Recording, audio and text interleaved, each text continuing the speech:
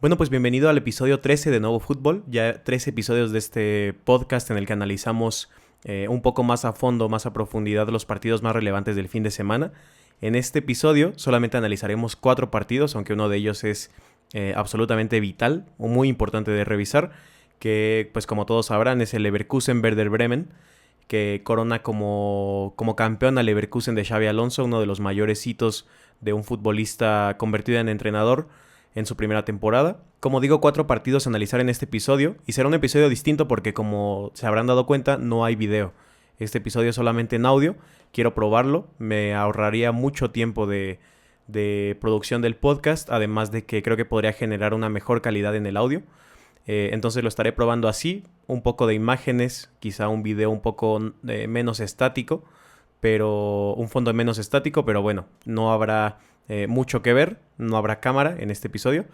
Y bueno, probemos cómo funciona. Puedes comentar también qué opinas de este formato, si no te parece, si crees que bueno, es prácticamente lo mismo que se puede encontrar en Spotify, entonces solamente es para tenerlo en otra plataforma.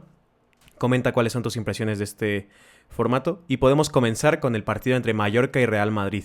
El partido comenzó un poco raro, con muy poco peligro generado por el Real Madrid, que obviamente estaba obligado a ganar el partido, no solamente porque el Barcelona puede recortar distancias y de hecho ganaría su partido después, no solo por eso, sino porque pues es el equipo más grande. El Mallorca, obviamente, su partido era esperar al Real Madrid y esperar el peligro que podría generar el equipo de Ancelotti. Finalmente, en los primeros 25 minutos hubo muy poco peligro. Mal juego entre líneas del Real Madrid, me parece. Muy difícil, tenía muy difícil romper el 4-4-2 del Mallorca fuera de posesión, que era prácticamente todo el partido, porque el Mallorca no apostaba por el balón, apostaba por castigar los errores del Real Madrid, como suelen hacerlo los equipos de la liga con los grandes, o podríamos englobarlo en los 5 o 6 grandes y más peligrosos, que serían el Real Madrid, el Barcelona, el Girona, el Atlético de Madrid, el Athletic y tal vez hasta cierto nivel también la Real Sociedad. Este era el partido que iba a ser el Mallorca, lógicamente. El 4-4-2 muy bien afianzado, muy bien atrás. Como digo, un mal juego entre líneas del Real Madrid. No podía romper esta barrera del Mallorca. Jugaba también con mucha distancia entre sí y de hecho había 5 futbolistas del Real Madrid totalmente enfrente del 4-4-2 del Mallorca. Es decir, que había varios futbolistas que sí estaban dentro del bloque, estaban entre líneas jugando moviéndose entre los futbolistas del Mallorca, pero 5 futbolistas del Madrid estaban fuera de ello. Entonces es mucho más difícil romper el bloque de esta forma. Si no se compromete, por así decirlo, todo el equipo a atacar el bloque. Lo vimos también, era un bloque medio en algunos aspectos, estaba intentando cubrir el medio campo el Mallorca, aunque también era mucho más bajo del ejemplo que voy a poner, que es el Aston Villa enfrentándose al Arsenal.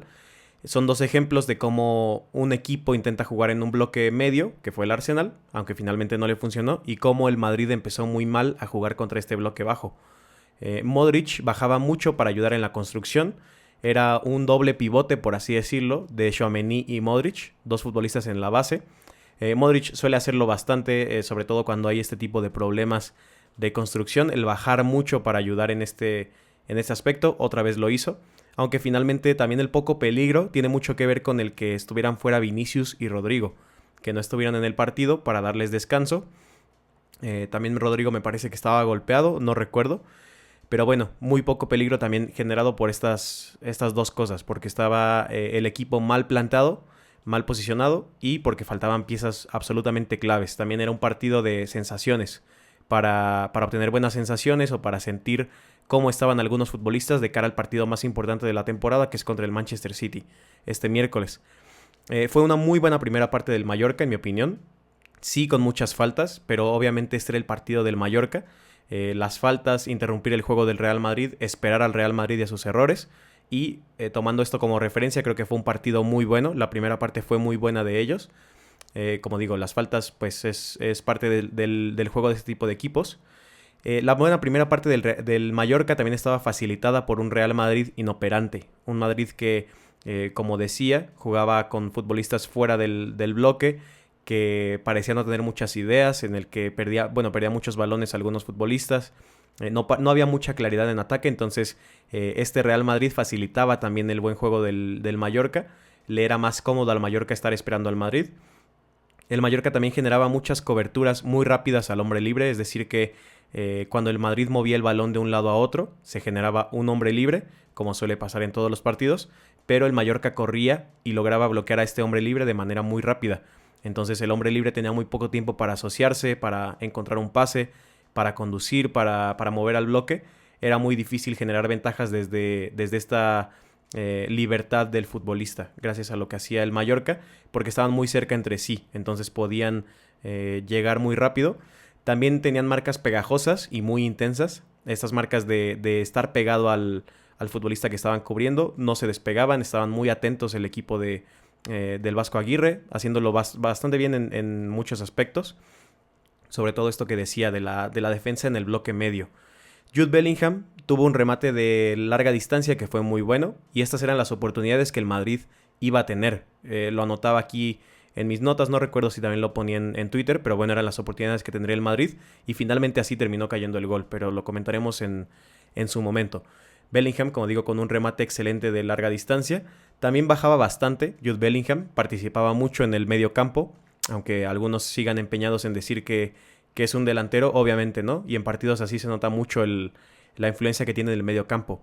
A pesar de que marcará menos así, jugando más bajo y ayudando más en la participación, es muchísimo más lo que aporta futbolísticamente que cuando solamente entre comillas, porque es un rol muy importante, corre, carga al área, genera goles, genera asistencias. Esto también obviamente tiene una importancia gigante, es vital y es algo muy bueno de su juego, pero creo que será mucho más relevante en los demás partidos haciendo esto, funcionando de esta manera, porque me parece que también mejoró bastante jugando bajo presión. Contra el City, lo que vimos, no solo por la calidad del rival, no solo por la calidad de los futbolistas y el planteamiento del City, tenía muchos problemas, o bueno, no era su usual cara de resolver muy bien bajo presión. Como digo, no solo es por la calidad, sino porque se le notaba muy fuera de ritmo. Había jugado muy poco. Lo habían frenado bastante con las lesiones y con la sanción que se le impuso.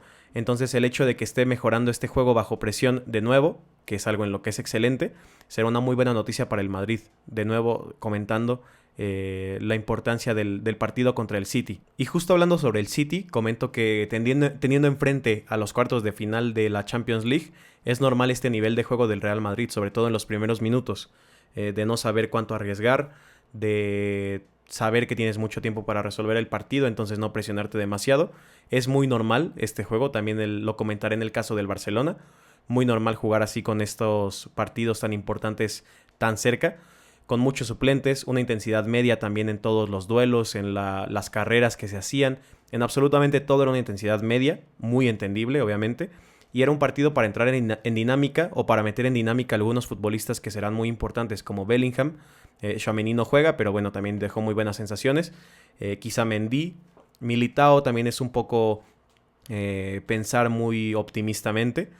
Que le diera más minutos podría ser, pero que sea titular ante el City yo creo que sería muy loco, muy arriesgado hacerlo. Entonces Militao podría entrar un poco en dinámica, pero finalmente, bueno, será para los partidos más adelante, para las semifinales, que sigo confiando en que el Madrid resolverá el partido. Ya en la segunda parte inició el equipo del Real Madrid con más pases que rompían líneas. Esto lo comentaremos también en el caso del Arsenal, estos pases de rompelíneas, y pasaba más tiempo cerca del área. De hecho, así llega el gol de Tchouaméni, estando relativamente cerca del área. Es un golazo el gol de Tchouaméni, un golazo absoluto. A pesar de que rebota en un rival, es imparable ese envío y bueno, no hay mucho que hacer por parte del portero, en mi opinión. En la segunda parte también hubo una oportunidad desperdiciada por Brahim, que era una muy buena oportunidad. Y aquí comento también o hago hincapié en algo que decía hace bastantes meses. No recuerdo cuándo, pero lo decía en TikTok, que Brahim tendría que asistir más, pero la razón por la que no asiste más o no impacta más en el juego es simplemente por su entendimiento y por su IQ futbolístico, por decirlo de alguna forma. Porque, bueno, digo, tendría que meter más goles y que asistir más, pero no lo hace por una muy mala toma de decisiones. Puede llegar a parecer individualista, Brahim. No creo que sea individualista, solamente es que, a diferencia de Bellingham, por ejemplo, no decide bien el tiempo y la opción de pase. En Bellingham hemos visto que decide absolutamente en qué momento bueno, el momento perfecto para mandar un pase y poder asistir a su compañero o dejar a su compañero en muy buena posición. Brahim no tiene esto, por ejemplo. Hace un toque de más, intenta hacer un regate, intenta llevarse a otro defensor, y cuando ya estaba libre el compañero, la mejor opción de pase. También elige bastante mal, puede tener dos opciones y elige la peor, el futbolista que tenga más marcas encima o más facilidad para que su marca lo vuelva a tener cerca. Entonces esta mala toma de decisiones pues seguirá costándole en involucramientos de gol. Pero bueno, creo que como un suplente, como un super sub, para utilizar su regate, su verticalidad para herir a un equipo que ya esté cansado, pues será absolutamente clave, y contra el City lo utilizaría de esta forma. No como titular, obviamente, creo que sería bastante malo tenerlo de titular, pero sí como un suplente que puede llegar a ser revulsivo. El Mallorca no marca por suerte del Real Madrid, solamente por eso, porque algunas oportunidades muy claras del Mallorca se fueron quizá a Lunin y quizá también mal definidas por los delanteros.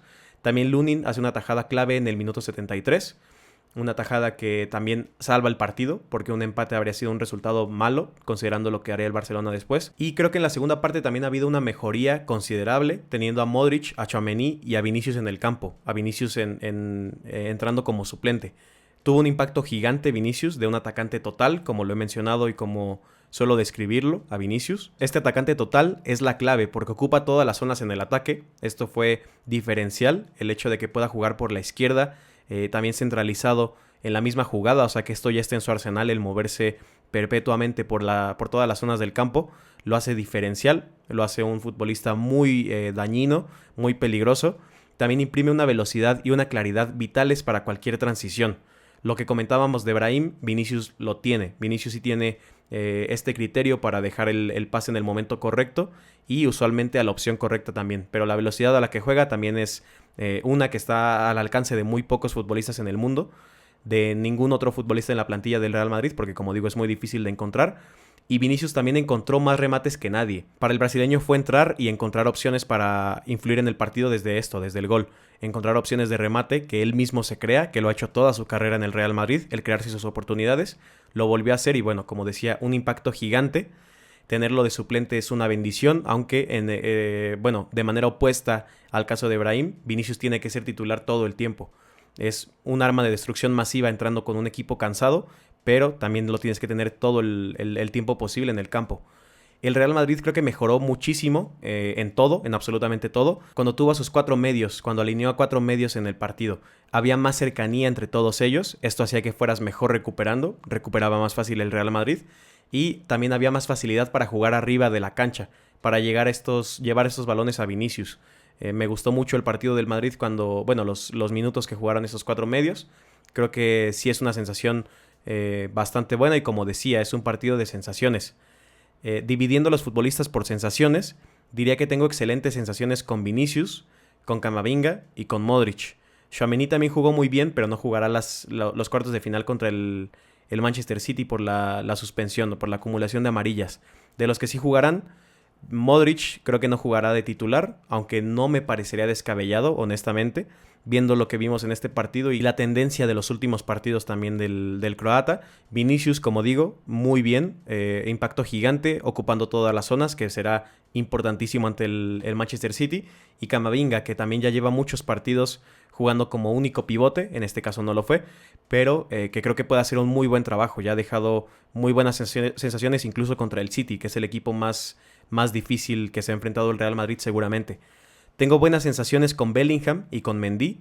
Con Mendy defensivamente creo que sí está en un muy buen nivel, aunque ofensivamente sigue aportando muy poco, y eso ante el City me parece que podría jugar un poco en contra el hecho de no tener tanta creación apoyando a Vinicius desde esa banda. Bellingham, como digo, me parece que ha mejorado bastante en el juego bajo presión y en varios aspectos de su juego. Estará mucho mejor, con más ritmo contra el Manchester City, que como digo, el primer partido se notaba muy fuera de ritmo, llegaba muy tarde a las contras, a casi todas las acciones en las que participaba. Y bueno, tengo malas sensaciones con Militao, con el hecho de que pueda jugar y no está para jugar, y mucho menos un partido contra el City.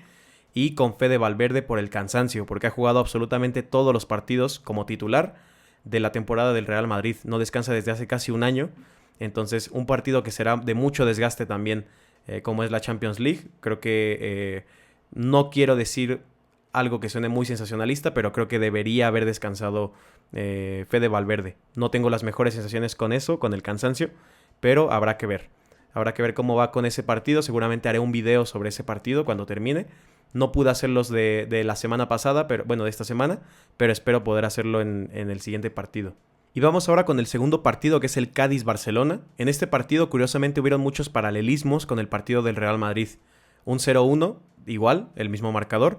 Una victoria muy sufrida, conseguida con un golazo, en el caso del Real Madrid, Tchouaméni, y en el caso del Barcelona, la chilena o la tijera de Joao Félix. Arquero amonestado también para ambos equipos, Real Madrid y Barcelona, y una intervención clave de su arquero en los minutos 70 para mantener el resultado. En el caso del Real Madrid fue en el minuto 73, la tajada de Lunin, y en el caso del Barcelona en el 78, la tajada de Ter Stegen. Xavi también rota bastante pensando en el PSG.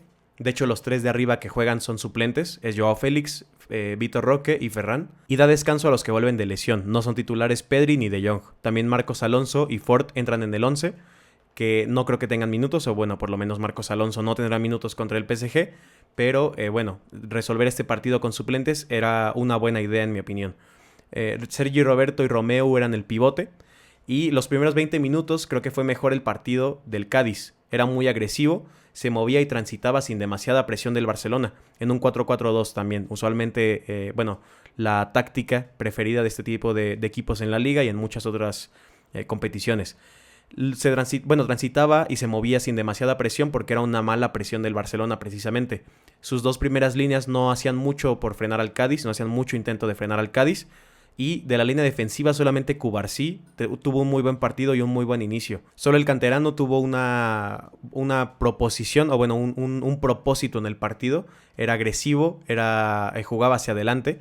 Los demás futbolistas, como digo, creo que no hacían demasiado intento de detener al Cádiz, pero bueno, es lo mismo que en el caso del Real Madrid. Eran muchos futbolistas titulares fuera del campo, entonces no eran futbolistas en dinámica, no eran los mejores futbolistas, aunque finalmente la rotación tampoco es tan mala. Creo que la profundidad del Barcelona no es tan mala. Creció en ataque el Barcelona creció en ataque cerca del final de la primera parte y llega el golazo de Joao Félix también. De nuevo aquí hago un paréntesis o abro un debate aparte, que es el hecho de que Joao Félix otra vez volvió a jugar muy bien, fue clave con este gol como generador en profundidad, con ataques más pausados, que ya lo habíamos comentado en el podcast anterior, con tiempo para pensar también, y le daba la oportunidad de armar ataques más peligrosos, pases peligrosos y muy atinados.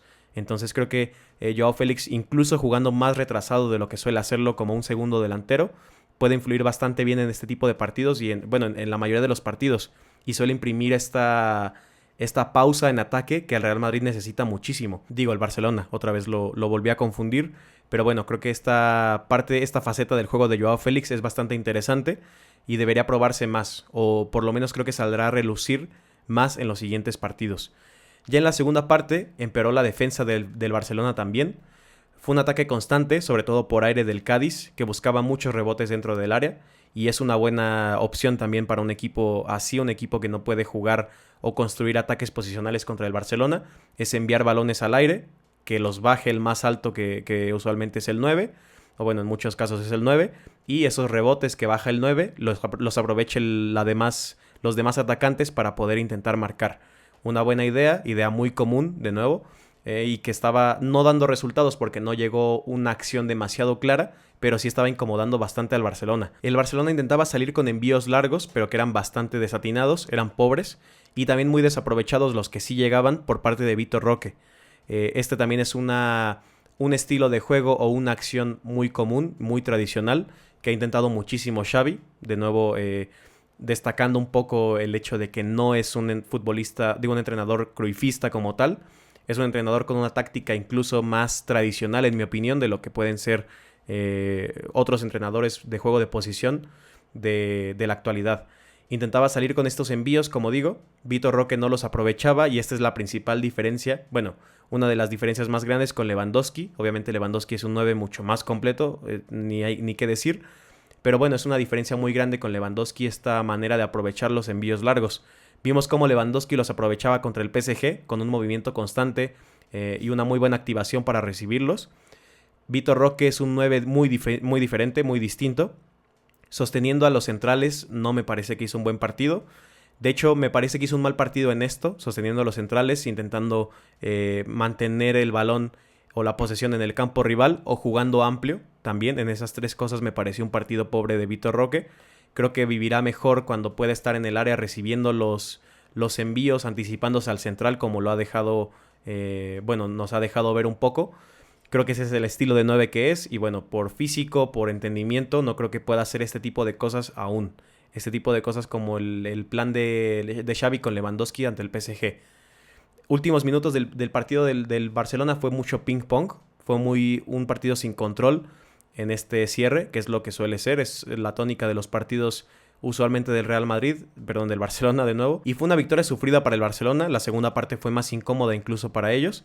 Pero pudieron imponerse en un partido malo, que es una buena noticia, sobre todo en esta etapa de la temporada, en estas fases finales.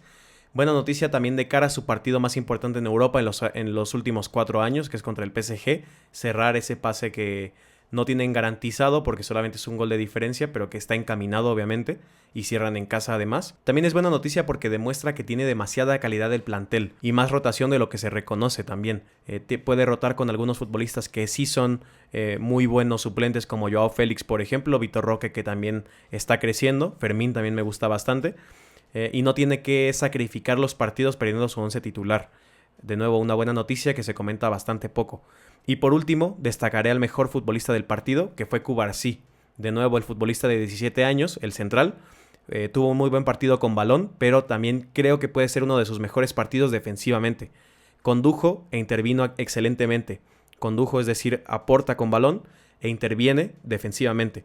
No me parece penalti, esto lo aclaro también desde el inicio, no me parece penalti lo que se mencionaba, se mostraba en las repeticiones, en el que corta un balón en el área que parece pegarle también al futbolista del Cádiz en el pie, pero en primera me parece que estaba en fuera de juego, aunque eso sí era bastante ajustado, pero de lo que sí tengo un poco más de certeza es que entra primero al balón. Creo que toca primero el balón, termina pegando en el pie del atacante, pero finalmente despeja el balón en la línea, sí, también muy arriesgado, pero creo que no era penalti. Muy buena circulación de balón también, es un muy buen pasador que lograba mandar el balón siempre al carril libre. Esta capacidad de dirección o de gestación temprana de ataques es top, es absolutamente top en este futbolista. Como digo, logra ver al futbolista que esté libre, que siendo central no es tan difícil, aunque también rompe mucho las líneas con los pases, lo hemos visto en muchos goles en goles que ha asistido, uno de ellos contra el PSG. Es un excelente pasador y como digo, creo que fue su mejor partido defensivamente, porque cerró perfectamente todas las oportunidades del Cádiz y fue durísimo pasarle también. Fue muy difícil para principalmente Chris Ramos pasar a un futbolista tan joven. Defendiendo en su área, defendiendo cerca de la banda, en zonas de centros también, fue absolutamente top. Un partido muy bueno, que no se destacó tanto como otros partidos que no me parecieron buenos defensivamente, en los que creo que regaló muchísimo. En este partido no me parece que haya regalado nada y de hecho todo lo contrario. Creo que con otro central, un central que hubiera sido menos anticipativo y menos inteligente, hubiera tenido mejores oportunidades el Cádiz y hubiera sufrido más el Barcelona, más aún. Entonces un partido muy bueno de Cubarsí. El MVP para mí, no creo que haya otro futbolista, quizá Joao Félix por el gol, pero bueno, para mí el mejor del partido. Y bueno, también una muy buena noticia de cara al partido contra el PSG, donde Cubarsí ya influyó muy bien desde el pase. Vamos con el penúltimo partido y es el Arsenal-Aston Villa. El Arsenal 0, Aston Villa 2. El Arsenal llegaba con opciones muy buenas de ponerse líder en casa. Era inmejorable esta oportunidad de hecho. Solo tenía que ganar y como digo, en casa, frente a sus aficionados, para ponerse líder y para empezar a encaminar un poco más la pelea, para entrar en la pelea de lleno. Oportunidad desaprovechada, absolutamente, lo que hizo el Arsenal. Arteta mandó a Havertz de nuevo a la zona más profunda, a una zona más profunda en la que opera, que es el interior izquierdo. Ya no fue este falso 9 que suele ser, sino que volvió a ser el interior izquierdo que vimos con Arteta. Sobre cómo funcionó este experimento, retomar el experimento, comentaré más adelante. Pero el inicio fue bueno de ambos, en mi opinión. El Arsenal generaba un poco de peligro por la derecha, con Saka sobre todo, y el Aston Villa era bastante contundente atrás, sin regalar rebotes, sobre todo en el área, que es lo más importante, y salía bastante fácil de la presión del Arsenal. Esto se intensificó en la segunda parte, fue mucho más fácil para ellos, y en el inicio también era una de las ventajas de tácticas que había logrado Emery. El Arsenal intentaba romper el bloque medio de Emery, del Aston Villa de Emery, de una buena forma en mi opinión, con pases cerca de la banda, generados por Zinchenko como lateral invertido, que ya lo hemos visto en muchos partidos así, y Odegaard mandando balones a los delanteros, a Gabriel Jesús y sobre todo a Havertz entre defensores, en los intervalos entre lateral y central sobre todo. Una muy buena idea, como digo, idea también tradicional obviamente, no intentaba hacer algo demasiado elegante para romper el bloque medio, perdón. En la primera parte también hay una muy buena oportunidad generada por Declan Rice, que estuvo bien desde la conducción, pero tuvo muy poco peso en el partido en general, no fue un buen partido de él. Sobre Havertz entra una discusión que titulo como el dilema Havertz, lo comentaba en Twitter, y quizá haga un video más adelante en formato corto, explicando un poco más en profundidad esta idea. El dilema Havertz para mí es que sus dos mejores cualidades son que es un ganador de duelos top, y eso en el área es oro puro, y que tiene un movimiento también top, un movimiento élite. Sabe jugar muy bien con la presión, manipular a la presión y manipular el espacio también. Entonces, al ponerlo en el centro del campo, como mediocampista, su movimiento ayuda para sacar de posición a otros mediocampistas, a los mediocampistas rivales que intentan cubrirle. Y esto puede generar ocasiones con futbolistas tan móviles en el Arsenal como Odegaard, por ejemplo. Sin embargo, en el centro del campo, cuando lo pones ahí, pierdes a quién mandar balones al área. Sí los mandaban al intervalo de los defensores, como digo, pero pierdes esa fuerza de un 9 alto que pueda bajar balones y generar rebotes. Entonces siempre sacrificas una de sus dos mayores virtudes. Si lo pones muy atrás, aprovecha su movimiento y también que es un ganador de duelos, pero no el hecho de que pueda hacerlo en el área. Y no el hecho de que tengas a alguien en el área que reciba estos balones, porque Gabriel Jesús es un delantero bastante bajito, entonces no es ideal para esto. De hecho, en una oportunidad la desaprovecha con un muy buen centro, creo que de Saka, que manda fuera cuando era un remate que cuando en otro futbolista quizá mejor en el juego aéreo hubiera resultado en un rebote mucho más valioso o quizá en un remate a puerta más peligroso. Entonces pierdes alguna de sus cualidades. El movimiento también en el área o cerca del área la pierdes cuando lo retrasas más, porque tiene que llegar o llega más exigido por haber partido desde antes, desde una zona más retrasada. Entonces creo que el hecho de que sea tan bueno en estos dos aspectos es lo que le hace ver como un buen mediocampista, o bueno, no un buen mediocampista, sino una buena opción para jugar y para experimentar en el medio campo, pero pierdes mucho de lo que puede generar en ataque. El bloque medio del Aston Villa evitaba también la progresión del Arsenal. Había muy poca entrada de futbolistas entre líneas y muy poco movimiento entre líneas también de los futbolistas de Arteta. Era muy compacto el Aston Villa y se movía bastante bien en la frontal también para evitar carreras del Arsenal, como hizo el Arsenal contra el City precisamente. El Arsenal también generó una muy buena oportunidad con la jugada de Odegaard, como la titulaba, que es algo que ya he comentado en videos más cortos, en videos en Instagram y en TikTok. Esta jugada es cuando Odegaard, usualmente sin tanta presión de los rivales por su buen movimiento y también su capacidad para salir de la presión, logra mandar un pase que rompe líneas, igual al intervalo entre defensor, lateral y central, que puede aprovechar muy bien Saka, que Saka corre muy bien a la espalda del defensor, entonces logra llegar a estas oportunidades de muy buena forma.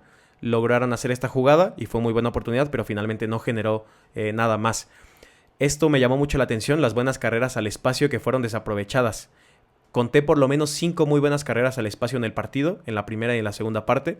Havertz usualmente era el corredor y Odegaard era el pasador, que fue un pasador perfecto en este tipo de acciones o muy buenas oportunidades. Mucha facilidad para el equipo de Arteta para romper estas líneas desde el pase. Buenos pasadores, como digo, y buen movimiento de Havertz, pero Havertz desaprovechó muchísimo. Desperdició estas oportunidades que quizá no eran tan claras porque estaba con un ángulo muy complejo Havertz, pero sí eran para generar mejores rebotes tal vez o para intentar asistir.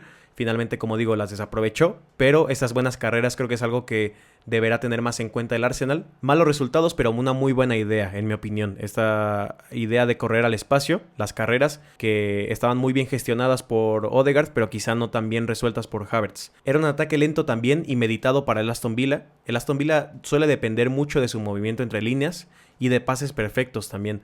Lo vimos contra el City y contra el Arsenal. El hecho de que son contras muy bien hechas, que parecen de fantasía, por la calidad del pase, porque logran encontrar al compañero a la perfección, incluso en espacios muy reducidos, logran sacar estos pases que rompen líneas o que que pueden generar triangulaciones y que dejan solo algunos compañeros.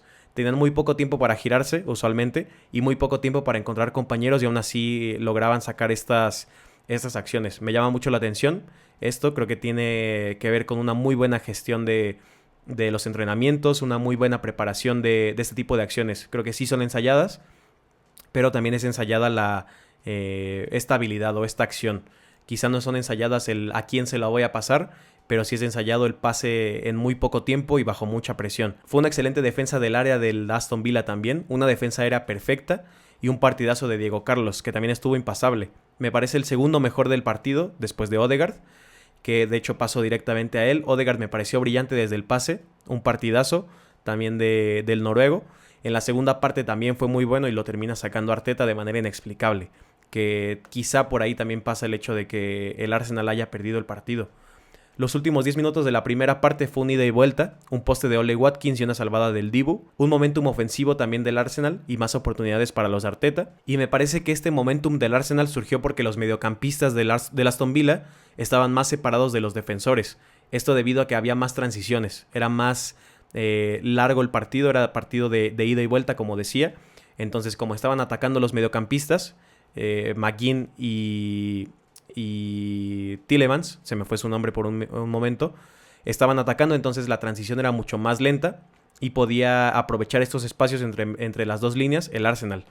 En la segunda parte el Arsenal empeoró porque el balón era para el Aston Villa también. Bueno, tenía más balón, aunque no más que el Arsenal, pero sí más que en la primera parte. El Aston Villa podía iniciar ataques mucho más limpios, mucho más pausados o más equilibrados, porque abría mucho a sus centrales. Entonces solamente Gabriel Jesús estaba presionando arriba y los centrales tenían muy fácil la tarea porque era una presión de un futbolista contra dos y aparte muy abiertos, entonces las distancias eran imposibles de cubrir. Aquí hay otra razón por la que Havertz para mí es vital como 9 o como falso 9 en esa zona, en la zona del delantero centro, por la buena presión que puede generar junto a Odegaard. Creo que, bueno, lo hemos visto en todos los partidos grandes o los muy buenos partidos que ha dado el Arsenal, ha sido con esta clave, con Havertz y Odegaard presionando los centrales. Hubieron más acciones brillantes de Odegaard, que fue brutal, como decía, el mejor del partido. Mantenía la posesión y descargaba aún teniendo muy poco espacio. Es algo que hace muy bien, gestionar este tipo de acciones en las que llega la presión y logra encontrar a un futbolista a quien pasársela. Mucha claridad en las contras también del noruego y potenciaba a los corredores, como decía, excelentemente bien, con Havertz principalmente, que desaprovechó. La inefectividad o la mala suerte de ambos en los primeros 60 minutos también pesó bastante. El Arsenal debió, entre comillas, terminar la primera parte ganando, si no era por ese desaprovechamiento de las acciones de Havertz y de Gabriel Jesús. Y el Aston Villa también debió, entre comillas, ponerse por delante tras el remate brutal de Tielemans que pega en el palo. El Aston Villa también retomó su dureza defensiva en la segunda parte, con cierres perfectos en el área y muy buenas ayudas de McGinn. Como decía, el hecho de que no estuviera tan arriba atacando y que estuviera más asentado, ayudaba en estas ayudas que rastreaba a los corredores y evitaba que agarraran mal parada a la defensa, a la línea defensiva en el área. Una muy mala defensa colectiva del Arsenal es donde todo se colapsa. Permiten el centro, para empezar, no bloquean el primer palo en esta acción, no logran bloquear el primer palo, de hecho el balón pasa por los futbolistas que estaban en el primer palo y ninguno logra tocarlo, y Bailey queda totalmente solo para rematar, absolutamente solo. Como decía aquí, Declan Rice queda un poco expuesto porque atacan a su espalda y ni siquiera se entera, pero era una acción muy difícil de defender obviamente, porque fue muy, muy mala defensa colectiva. Entonces destacar a solo uno en una acción en la que fallaron todos, pues no queda. Igual de mal defendido el Arsenal en el 0-2. Jorginho pierde la posesión con un pase a una zona donde no había ningún futbolista del Arsenal y había 5 futbolistas del Aston Villa. Envía o intenta enviar un centro quizá para romper líneas a esta zona y como digo, no había absolutamente nadie que recibiera y cualquiera que recibiera era del Aston Villa. Entonces una pésima acción. Los centrales del Arsenal no se esperaban esta pérdida, entonces estaban muy mal posicionados. De hecho, el único que queda atrás es Smith Rowe, o sea, es un caos defensivo y como digo, generado por este pase. Intentó la acción de todo el partido Jorginho, mandando este pase al espacio que rompe líneas, pero salió muy mal. Como decía, Smith Rowe es quien tiene que defender a Ole Watkins, que marca y define a la perfección. Es un remate perfecto que parece que está desviado, pero en realidad no. En realidad creo que solo es un muy buen remate de Ole Watkins. Entonces, el Aston Villa, con su oportunidad perfecta para puntuar y ponerse líder, no solo no lo logra, sino que parece colapsarse mentalmente. Una vez más, yo creo todavía en este equipo. Bueno, creer es entre comillas porque no tengo una relación emocional con el equipo, pero creo que es un fútbol muy bueno el que juegan.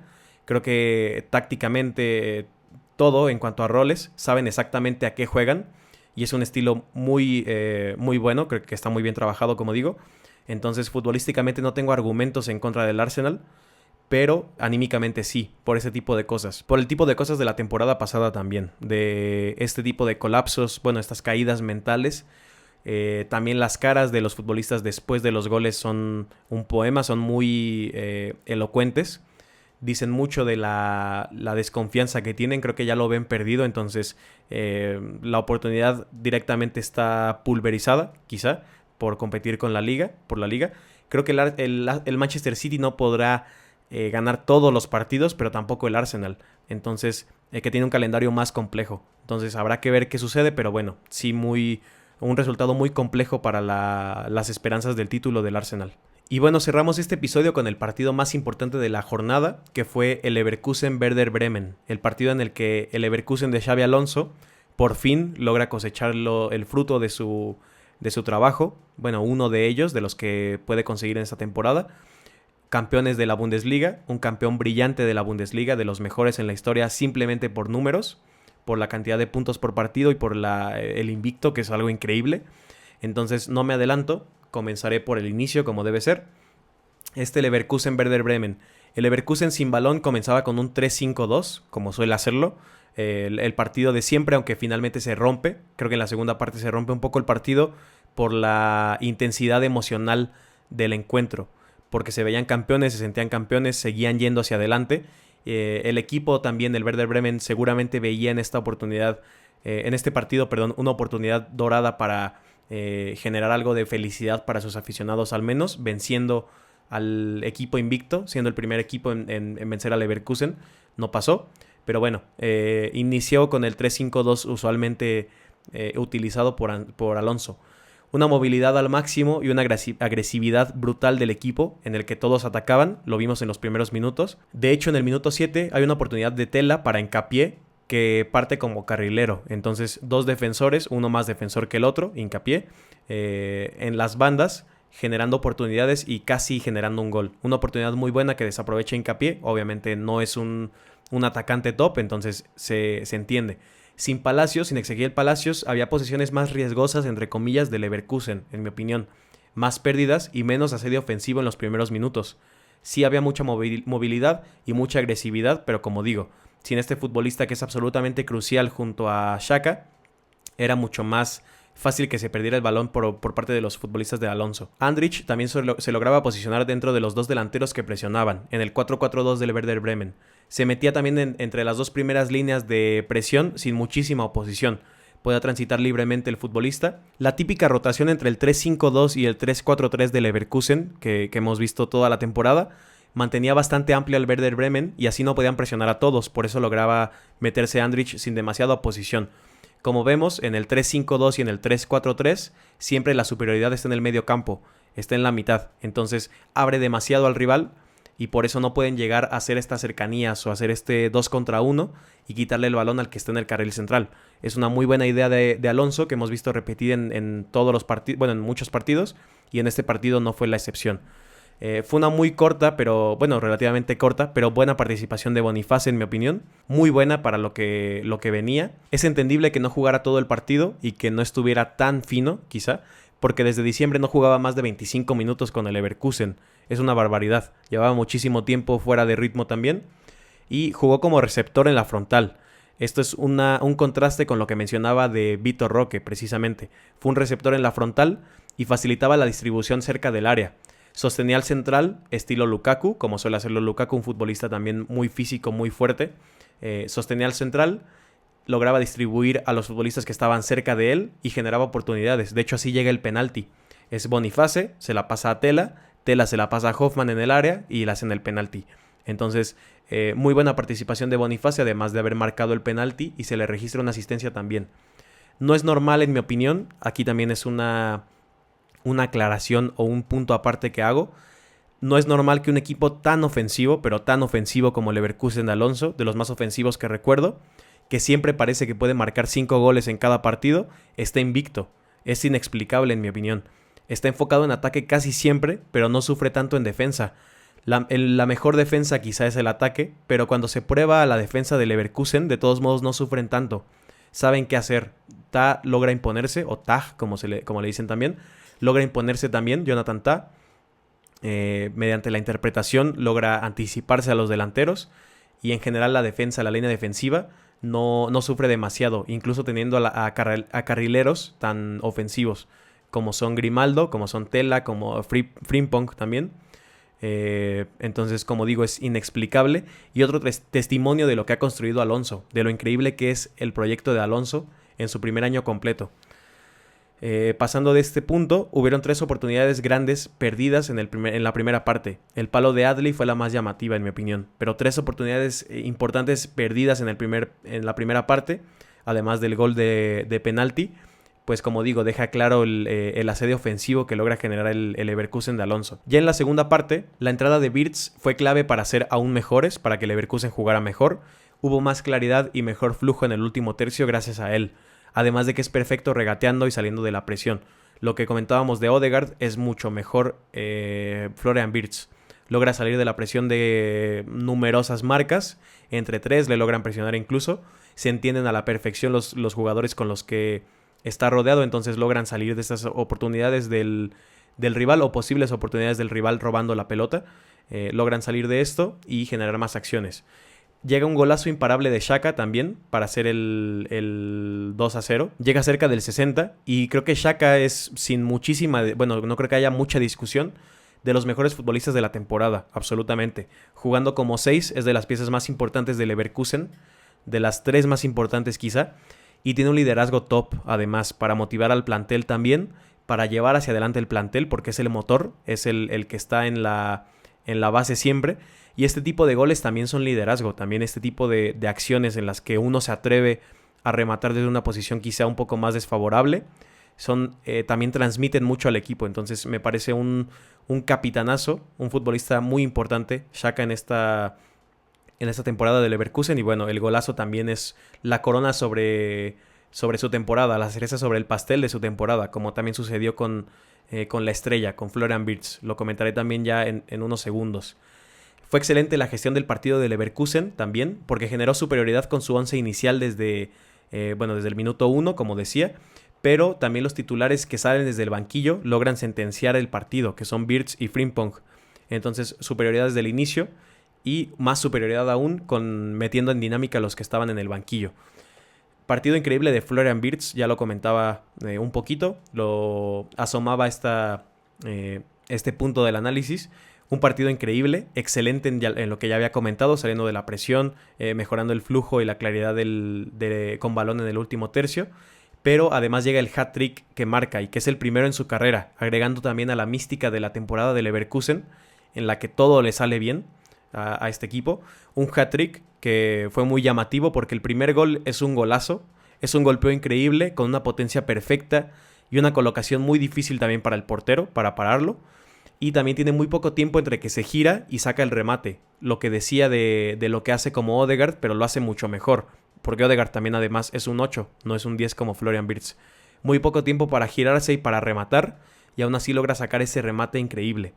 En el segundo gol que marca, queda totalmente solo por izquierda, porque está muy mal posicionada y muy arriba la defensa del Werder Bremen. Palacios lo ve, y bueno, es un excelente pasador, entonces hace un envío en largo, y queda muy bien posicionado Florian Wirtz sin oposición para rematar. Y finalmente el tercer gol, el que completa su hat-trick, es un pase perfecto de Grimaldo que conduce desde su propio campo, desde muy cerca de su área, conduce el balón. El lateral está muy arriba, el lateral del Werder Bremen está posicionado muy mal también, muy mal posicionado, y la definición de Florian Wirtz es excelente. Además, es una definición excelente, una más, además de la del primer gol. Y así es como terminaba el partido. El Leverkusen y Alonso han completado su primera gran gesta, en mi opinión. Su primer gran hito de la temporada.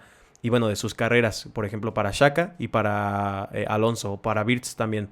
La primera gesta, su primer gran hito, puede ser la Europa League otro hito muy importante. Mantenerse invencibles también, invictos en toda la temporada, sería algo increíble. Sería incluso 2 partidos más o algo para romper el récord definitivamente. Me parecería increíble.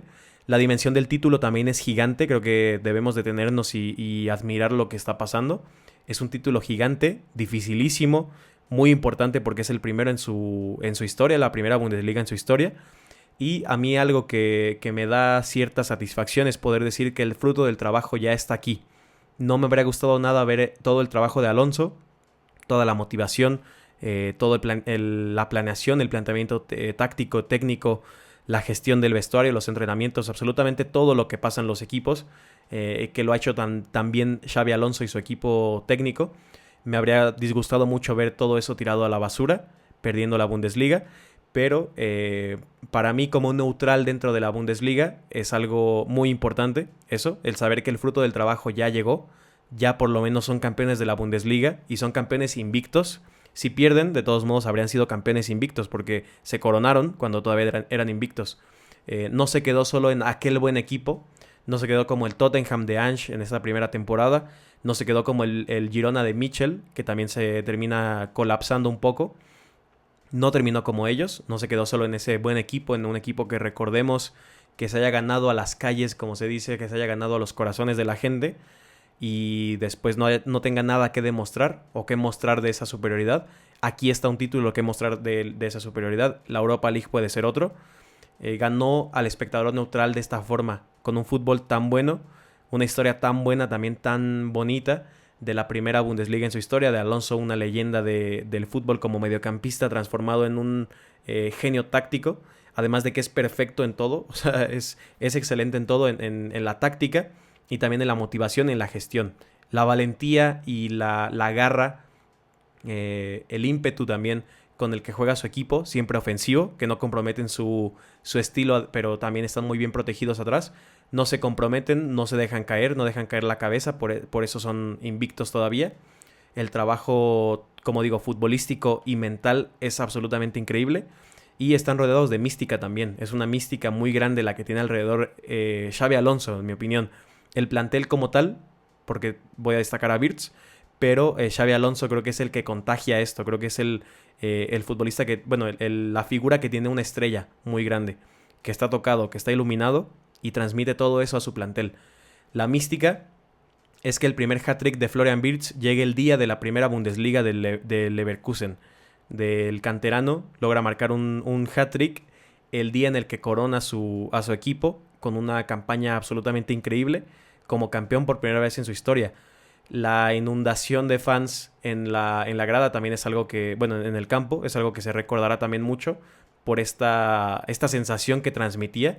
Ver a los aficionados llorando, abrazando, agradeciendo también.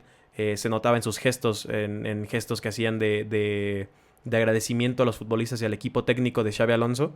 Fue increíble. Como digo, este tipo de cosas para el espectador neutral es algo que conmueve, que deja además un muy buen sabor de boca para el futuro, que este tipo de historias todavía existen, todavía pueden lograrse, incluso en tiempos de clubes estado, aunque finalmente Leverkusen no es un equipo pequeño, no es un equipo que sea pobre por la empresa que tiene detrás, pero bueno, la mística también es que estén invictos por ahora, que estén invictos ya casi cerrando la temporada en la Europa League, con muy buena opción para seguir avanzando. Histórico en puntos por partido, como decía, registra más puntos por partido que Heynckes, que Guardiola, que Flick. Cualquier Bayern arrollador y muy importante lo supera el Bayern el Leverkusen de Alonso en esta temporada. Su estilo de juego también, como decía, enamora, es muy divertido. En estos fines de semana que analizo los partidos, hablando un poco menos como táctico, como analista y un poco más como persona, son días muy duros en los que tengo que estar. Ahora mismo estoy grabando a la 1:45 de la mañana, entonces son días de mucho desgaste, mucho cansancio, y me dejo hasta el final el partido de Leverkusen usualmente porque sé que tengo algo a lo que mirar, tengo algo a lo que ver más adelante, que me motiva a seguir viendo los partidos, aunque por ejemplo ver al City, por ejemplo, a veces en repetido puede ser infumable, puede ser aburridísimo. saber que tengo un partido de Leverkusen de Alonso por ver es algo que me gusta mucho, me reconforta hasta cierto punto. Y bueno, creo que eso es algo que terminas apreciando muchísimo como aficionado al fútbol, aficionado neutral. Entonces no sé qué significa, obviamente no puedo dimensionar lo que significa para un aficionado de toda la vida de Leverkusen, nacido en Alemania, bueno, desde pequeño de Leverkusen, debe ser increíble. Y bueno, el número de partidos sin perder también, como decía, el invicto seguirá contribuyendo a esta mística. No solamente logran coronarse en Alemania, es que ningún rival ha sido suficiente para poder eliminarlos. Les han plantado cara, pero nadie ha sido mejor que Leverkusen, literalmente. De los que se ha enfrentado, nadie ha sido mejor que Leverkusen en esta temporada. Y espero que termine la temporada sin un rival tan claro. Que ningún equipo logre verlo a los ojos por todo esto que nos han hecho disfrutar. Entonces, un título increíble, título perfecto de Xabi Alonso, literalmente perfecto, invicto. Increíble. Dejo aquí este episodio. Me alargué un poco en esta última parte del Leverkusen de Xabi Alonso, pero creo que lo amerita. Y de hecho creo que puedo hacer un video en formato largo para YouTube, hablando de este partido en específico. Entonces, como decía, aquí dejo el episodio. Puedes seguirme en mis redes sociales, siempre como Nuevo Fútbol. Un episodio más largo también, sin cara, sin cámara. Y bueno, nos estamos viendo en los siguientes videos. Hasta luego.